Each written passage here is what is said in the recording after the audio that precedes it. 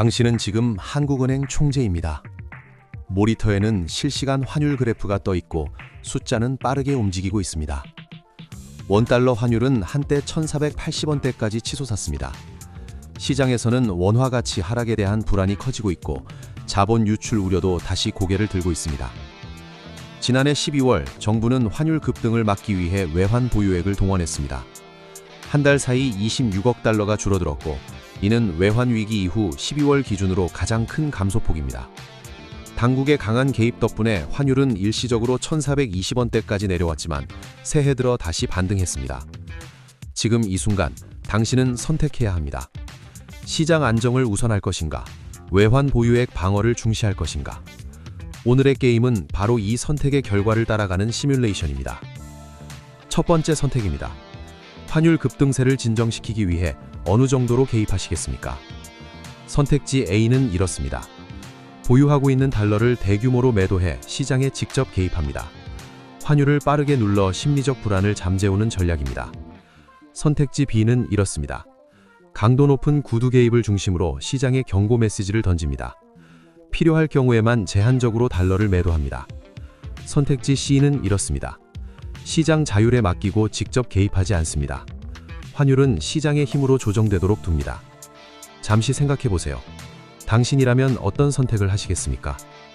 만약 A를 선택했다면 대규모 달러 매도로 환율은 단기간 빠르게 안정됩니다.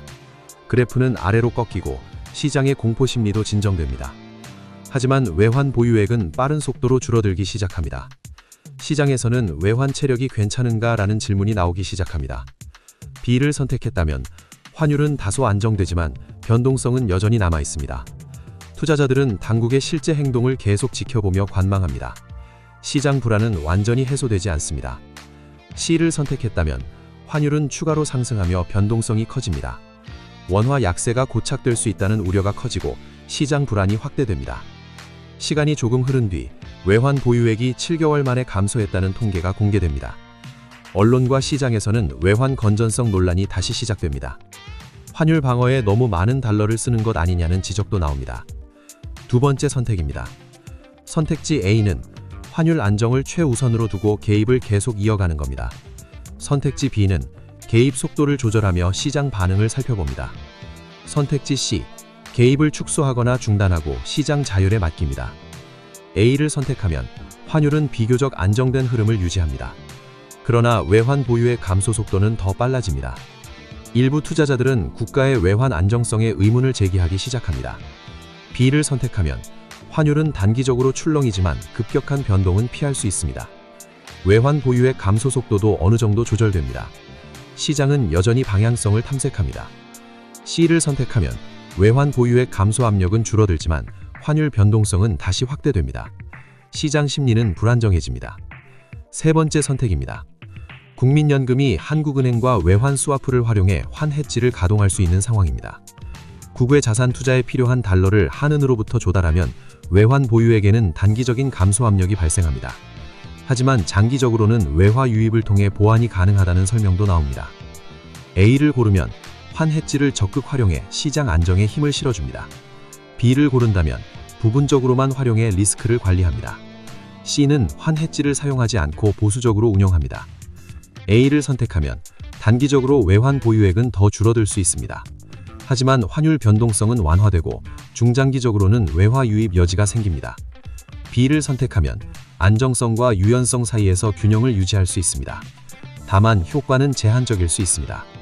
C를 선택하면 외환 보유액 안정성은 유지되지만 환율 변동성 관리에는 제약이 생깁니다. 이제 현실을 살펴보겠습니다. 실제 정부는 강한 시장 개입을 선택했습니다. 보유 달러를 매도하는 방식으로 환율 방어에 나섰고 그 결과 외환 보유액은 한 달 만에 26억 달러 줄었습니다.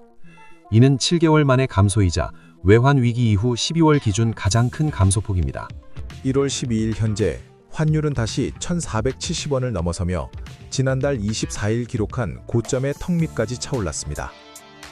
여기에 일본 다카이치 총리의 조기 총선 검토 소식에 따른 엔저 현상, 그리고 해외 주식 투자를 위한 개인들의 끊임없는 달러 수요까지 겹치며 상황은 더욱 악화되고 있습니다. 일부에서는 외환 보유액을 계속 사용하면 외환 건전성이 흔들릴 수 있다는 우려를 제기합니다.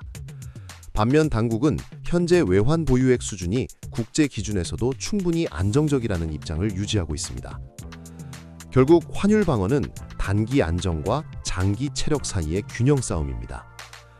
당신이라면 어떤 선택을 하시겠습니까? 환율 안정을 위해 더 강하게 개입하시겠습니까? 아니면 외환 체력을 우선하시겠습니까?